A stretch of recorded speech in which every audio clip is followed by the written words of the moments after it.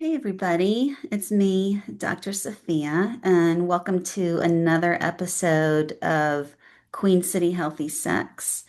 And I'm happy to be here with y'all.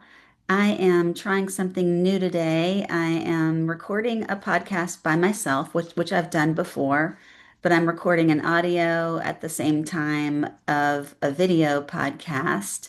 And they're both going to be available in different ways. And I'm pretty excited. Starting in January, I'm going to be beginning a few new meetings that are going to be extremely helpful, very informative, and also very, very inexpensive. So I'm going to have a grief gathering, which is going to be a meeting about grief, not just the death and dying kinds of grief, but also ambiguous grief and original grief, which we're going to talk a little bit about today. And I'm going to have a sex, love, and relationships meeting, a codependency meeting. It's going to be called Modern Codependency, and probably one or two other things, maybe an addiction meeting as the last one I was thinking about, because I think there is a lot out there around addiction, not just sex addiction or love addiction, but addiction in general, that we can really learn to do addiction recovery a lot easier than we hear about and than it seems. So I want to have an addiction recovery made easy meeting. And these are going to be a few times a month. I encourage you to check them out. The benefit of these meetings are going to be several. They're going to be helpful. One of the things I really like to do, and I'm trying to figure out how to do that more effectively, is I want to reach more people than just in my one-on-one therapy sessions or intensives. I do online therapy and consultation. I can work with people all over the world. However, I really want to reach people who maybe can't afford therapy or they don't have insurance. And doing some very inexpensive subscription models, I think are going to be the way to reach the most people because I want to give away all of the quote secrets that I possibly can. I think that we all should be able to own our own mental and emotional health. And there's just so much that we know in therapy that we can teach people and that people can do on their own for free or at very little cost, in their communities, kind of finding the resources that they need. And I really just want to share whatever I know and also find out what you need and have those good conversations. So these meetings I plan to be interactive, not just me talking like in a podcast or me interviewing someone, but it's going to be similar to a meeting I do on a website called In the Rooms. So it's intherooms.com. It's the largest recovery website in the world. I do a meeting every Wednesday called Codependency, Grief, and Relationships. I really want you to attend and kind of check it out. It's every Wednesday at noon Eastern time. It's good. My meetings are going to be similar to this, but very in depth. So it's going to me being able to actually be me as a therapist in that setting. I kind of have to keep it on the lighter side, but when I'm doing my own meeting, I can represent myself as me, and tell you what I really think and give you all of the information that I know for how to help. So check out that meeting. It's a great meeting, by the way. But it's going to be similar to what I'm going to be offering through my practice. And again, these meetings are going to be very detail and oriented, and I'm going to really, I want to be sharing ways to help you deeply heal around all of those topics. And those are the topics that I happen to be expert in, not only in my professional world, but also in my own recovery work. And so, yeah, I'm excited about that. And one of the areas that I'm an expert in is grief. I actually don't do a ton of work around death and dying. Can I do that? Yes. And I do help people with that. But my grief interests really are with ambiguous grief and original attachment grief. We're going to talk a smidge about that today, so you'll know what that is if you're not sure. And again, come to that meeting on In the Rooms, codependency, grief, and relationships, and we talk all about that stuff. And you'll get used to seeing yourself and the grief that happens in your life because we all experience grief regularly. But today we're going to talk a little bit about grief that we experience during the holiday season, because this is a very, very specific time that a lot of grief typically comes up for us. And so, what I'm going to do today is if you are tuning in audio, you're going to get the same information. But if you are tuning in and you're watching my video, you're going to also get a PowerPoint. And so, I'm going to actually pull up my PowerPoint and get us started about grief in, there it is. There you are. Okay. So, feeling grief during the holiday season. I'm going to be giving away some tricks today. So, this will be good. So, let me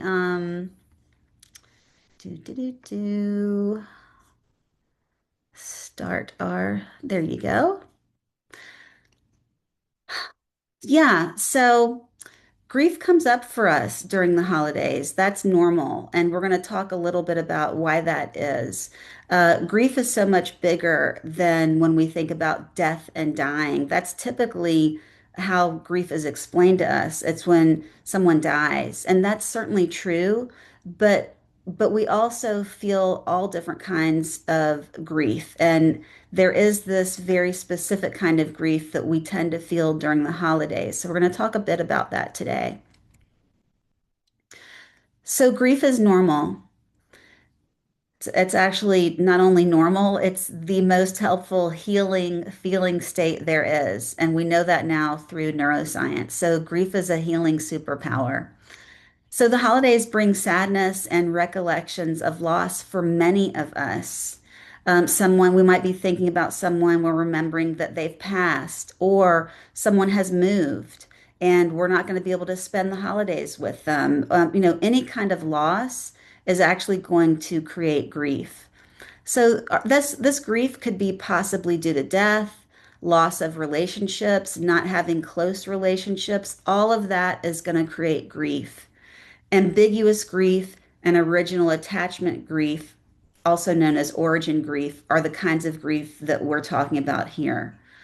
Those kinds of grief, even death and dying grief, brings the feelings of loneliness, feelings of emptiness. Like that's what I hear most often. No one loves me or cares about me. These might be some of the thoughts that we're thinking, or certainly what it feels like. Other families are happy and I am not. Other families are together and I am not.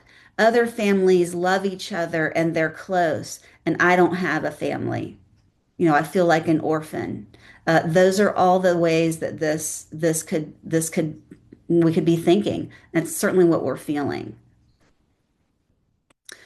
So one thing that's really important is we want to acknowledge our grief. We want to know that what we're feeling is grief.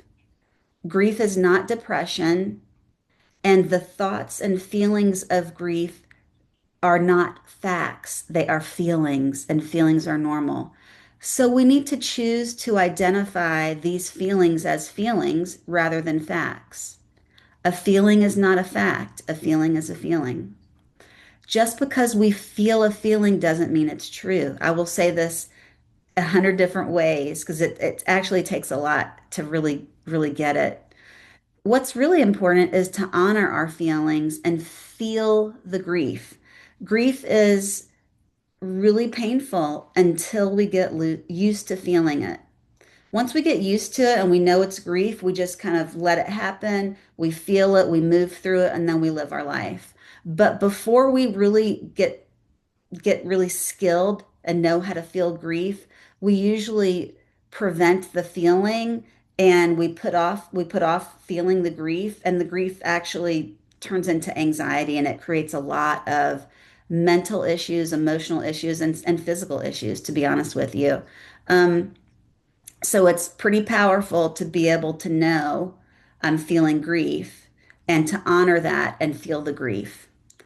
Grief is actually felt in our body, it's in our chest region. It's not our mind stinking thinking. Now, we can use the stinking thinking of nobody loves me, for instance, to get into the grief. But when we're feeling the grief, we really want to try to direct our feelings into our body and away from thinking our feelings, which turns into rumination, which is often untrue automatic thoughts. So feelings are not felt in our brain up here in our thoughts. Feelings are felt in the body. And it's a skill. These are all skills I'm explaining. It's a skill of, oh, I'm thinking this really sad thing of nobody loves me. I wonder if I can think that and really try to direct that into my body and then feel the feeling fully and just keep feeling it. So why is it important to feel our grief? When we invite ourselves into the grief feelings that are already there, we are honoring and accepting our feelings. Feeling the feelings that are actually bubbling up is the natural thing to do. Feeling our feelings does not mean our feelings are facts. When we let ourselves feel our feelings, this is what helps us move through and not stay stuck in the stinking thinking. Feeling grief actually creates the space for us to feel less anxious, lonely, unloved, and more connected with ourselves and others. Feeling our natural grief leads us into a more calm and less anxious feeling state. That almost sounds like crazy talk. Like, I mean, I had no idea that grief was this powerful until I started doing this work personally and professionally. But it almost seems counterintuitive. However, if you know a thing or two about anxiety, it actually makes a ton of sense. So, really interesting research several decades ago about anxiety. If we actually invite the anxiety in, it loses its power over us. Anxiety gets bigger when we keep pushing it away and are determined not to feel the anxiety. So, for instance, if I feel a panic attack coming on and I'm like, oh my God, I can't have a panic attack. It's got stop, stop, stop. What do you think is going to happen? The anxiety and the panic is going to wildly increase. Same thing with grief. When we simply just notice the grief, acknowledge it, let it be fully felt, we move on from it much quicker. So when we step into our feelings and invite them in, grief is this big one. We actually feel so much better because we're not at odds with ourselves, we're not battling ourselves, and we feel more calm and less anxious. So it's a huge superpower is learning how to feel grief. So I had mentioned this at the beginning. There are three main types of grief. The first type is traditional grief. That's the death and dying kind of grief. We know what that is. Ambiguous grief is this very, very important, also universal, common, very regular and normal kind of grief. It's the grief we experience when we lose someone who is still living, or it's a relationship that ends or it changes or a person changes. Maybe someone really becomes very addicted and they change right before our eyes. Or it could be someone who develops a diagnosis, a cancer diagnosis, and their body is really dwindling. Or they have Alzheimer's and their memory is really just taking a hit and they don't remember our relationship as it was. Or it can be the awareness of something we never had.